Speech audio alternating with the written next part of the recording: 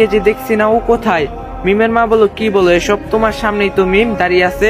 মাসুদ বলল ও মাই গড, ও মিম? মিমের মা বলল হ্যাঁ ও মিম। কেন চিনতে পারোনি মনে হয়? আর পারারও কথা না, কতদিন পর দেখছো যে তাকে? মাসুদ বলল সত্যি অনেকদিন পর দেখলাম। মাঝে মাঝে বাবা মা মিমের কথা বলতো, কিন্তু আর দেখা হয়নি। মিম বলল ভাইয়া আপনি কেমন আছেন? মাসুদ বলল ভালো আছি, আর এখন আরো ভালো হয়ে গেলাম। মিম বলল মানে? মাসুদ বলল তুমি অনেক বড় হয়ে গেছো, আর সাথে অনেক সুন্দরী হয়েছো, যেন আকাশ থেকে পরি নেমে এসেছে। মিম বলল ভাইয়া আপনিও যে কি বলেন? মাসুদ বলল কেন, কিছু মিথ্যা বলছি বুঝি? মিম বলে আমার লজ্জা করে। মাসুদ বলে এত লজ্জা পেলে কি হয়, তা তুমি এখন কি করছো? মা কিছুদিন আগে বলল তুমি নাকি ডাক্তার হয়েছো। মিম বলল হ্যাঁ, এখন হাসপাতালে ডাক্তার হিসাবে আছি। মাসুদ বলল খুবই ভালো। মিমের মা বলল তা তোমরা কি খালি গল্পই করবে নাকি ফ্রেশ হবে? কতদিন পরে এলে, তার উপর কিছু না বলে হঠাৎ করে আসলে। মাসুদ বলল আপনাদেরকে সারপ্রাইজ দেওয়ার জন্য না বলে আসলাম। মিমের মা বলল আচ্ছা ভালো করছো, এখন যাও গিয়ে তাড়াতাড়ি ফ্রেশ হয়ে খেতে আসো। তখনই মাসুদের চোখ পড়ে আমার উপর, আর সে তখন বলে, মাসুদ বলে চাচি এটা কে, তোমাদের বাসার কাজের লোক নাকি? মিমের মা বলল কে? মাসুদ বলল এই যে দাঁড়িয়ে আছে এখানে। মিমের মা বলল ও কাজের লোক না, তোমার চাচার অফিস চাকরি করে, তাই আমাদের বাসায় থাকে। মাসুদ বলল কিন্তু কেন, এখানে কেন থাকবে? মিমের মা বলল ও তো তোমার চাচার অনেক বড় উপকার করছে, আর ছেলেটা অনেক ভালো। মাসুদ বলল কেন, কি করছে? মিমের মা বলল ও তোমার চাচার অফিসে লোক যখন টাকার ব্যাগ হারিয়ে ফেলছে, তখন সে তা খুঁজে পায়, আবার ফেরত দিয়ে যায়। এদিকে আমি নীরবে শুধু কথাগুলো শুনেই যাচ্ছি, আর আমার সাথে মিমতা নিশ্চুপ হয়ে শুনছে। তখন আবার মাসুদ বলল তাই বলে কি এখানে থাকতে দিতে হবে? মাসুদ বলল আহ চাচি, তোমরাও না এত সহজে সরল বলেই এমন বোকামি করছো। চেনা নেই জানা নেই, এখন একটা লোককে বাড়িতে নিয়ে আসলে আবার থাকতেও দিচ্ছ। মিমের মা বলল আচ্ছা ওসব পরে ভাবা যাবে, তুমি এখন তাড়াতাড়ি গিয়ে ফ্রেশ হয়ে আসো, তো অনেক দূর থেকে এসেছো। মাসুদ বলল আচ্ছা তা তোমার নাম কি? আমি বললাম জি ভাই রাফি। মাসুদ বলল তা এমন খ্যাত নাম কে, কেমন জানি একটা মেয়েলির নাম। আমি বললাম আসলে নাম তো আমি রাখিনি। মাসুদ বলল তাও তো কথা, তা তোমার এখানে কি কাজ? আমি বললাম আমি তো স্যারের।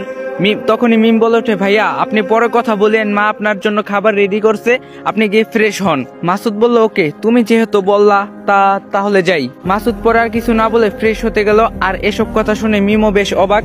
তখন মিম বলে ওঠে আপনি ওনার কথায় কিছু মনে করেননি তো? আমি বললাম না, কি আবার মনে করব। মিম বলল কিছু না মনে করলেই ভালো। পরে আমি সেখান থেকে যাওয়ার সময় মিম বলে ওঠে আপনি কি একটু পরে ছাদে আসতে পারবেন? আমি বললাম কেন, এত রাতে আবার ছাদে গিয়ে কি করব? মিম বললে আসলেই বলবো। আমি বললাম আচ্ছা ঠিক আছে। পরে আমি উপরে চলে যাওয়ার সময় হঠাৎ মাসুদের সাথে আমার ধাক্কা লাগলো, আর তার হাতে থাকা ফোনটা মাটিতে পড়ে গেল। আর মাসুদ এমন কাজ করলো যা নিচ থেকে মিম দেখো অবাক হয়ে গেল। মাসুদ ঠাস ঠাস করে আমাকে 2টা থাপ্পড় মারলো, তারপর বলল কি করলি এটা, আমার এত দামি ফোনটা ফেলে দিলি? তখন আমি বললাম সরি ভাই, দেখতে পারিনি, মাফ করবেন। মাসুদ বলল চুপ ছোট লোকের বাচ্চা, এত দামি ফোন জীবনে দেখছিস, চোখে দেখিস না? আর কিছু বলার আগেই মিম সেখানে এসে বলে উঠে ভাই আপনার কি হয়েছে, এত রাগ কেন করছেন, সে কি করছে? মাসুদ বলল কেন হব না বলো, এত কথা নেই বাত্রা নেই, হঠাৎ করে ধাক্কা খেয়ে এত দামি ফোনটা নিচে ফেলে দিল। মিম বলল তাই বলো আপনি তার গায়ে হাত তুলবেন? মাসুদ বলল তা কি করব? মিম বলল আপনার কিছু করা লাগবে না, আপনি গিয়ে ফ্রেশ হন। তারপর মাসুদ সেখান থেকে চলে গেল, আর রাফিও যখন সেখান থেকে চলে যাবে তখনই মিম বলে ওঠে, মিম বলল দাঁড়ান কোথায় যান? রাফি বলল কোথাও না, রুমে যাই। মিম বলল আপনার গালে তো দাগ পড়ে গেছে, দাঁড়ান আমি পানি নিয়ে আসছি। রাফি বলল তার দরকার নেই, আমি ঘুমাতে গেলাম। মিম বলল আপনার সাথে যে আমার কিছু কথা ছিল। রাফি বলল এখন শুনতে চাই না, পরে বলিয়েন। মিম বলল কিন্তু আমার বলাটা যে খুবই দরকার, তাও আবার আজকে।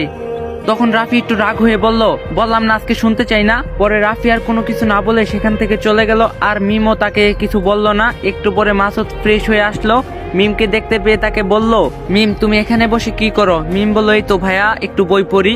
মাসুদ বলল আচ্ছা তুমি আমাকে ভাইয়া বলে কেন ডাকো? মিম বলল কেন আবার, আপনি তো আমার চেয়ে বড় তাই। মাসুদ বলল না তুমি আমাকে এসব ভাইয়া টাইয়া বলবা না। মিম বলল তাহলে আপনাকে আমি কি বলে ডাকবো? মাসুদ বলল তুমি আমার নাম ধরে ডাকবে। মিম বলল সেটা কি করে হয়, আপনি তো আমার চেয়ে বড়। মাসুদ বলল বড় হলে কি নাম ধরে ডাকা যায় না? আর আমি তোমার চেয়ে বেশি না, মাত্র 2-3 বছরের বড় হব, এবার থেকে তুমি আমার নাম ধরেই ডাকবে। মিম বলল আচ্ছা ভেবে দেখবো যে আপনাকে নাম ধরে ডাকা যায় কিনা। মাসুদ তখন ফিসফিস করে বলল সময় হলে এমনিতেই বুঝবে। মিম বলল কিছু কি বললেন? মাসুদ বলল না কিছু বলেনি, দেখি তো তুমি কি বই পড়ছো। মিম বলল এই যে একটা গল্পের বই। মাসুদ বলল দাও তো একটু আমাকে, আমিও পড়ি। মিম যেই না মাসুদকে বইটা দিতে যাবে, মাসুদ তখনই মিমের হাতটা ধরে আর ছাড়তে চায় না। মিম বলল এসব কি করছেন ভাইয়া, হাতটা ছাড়ুন।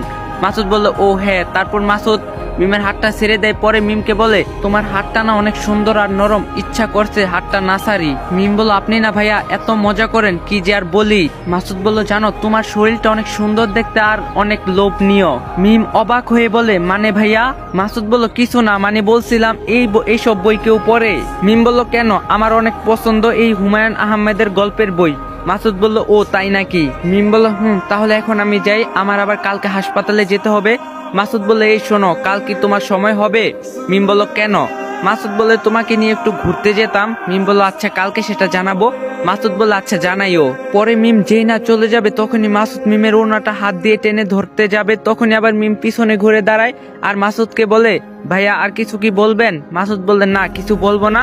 তারপর মিমও চলে যায়। পরের দিন সকালে মিম ঘুম থেকে উঠে দেখে মাসুদের বাবা মা তাদের বাড়িতে আসছে। মিম বলে, আসসালামু আলাইকুম চাচা চাচি, আপনারা কেমন আছেন? তারা বলে, ওয়ালাইকুম আসসালাম, ভালো আছি, তুমি কেমন আছো মা? মিম বলল, জি আলহামদুলিল্লাহ ভালো আছি, আপনারা কখন এলেন? এই তো এখনই আসলাম। তা তুমি কোথায়?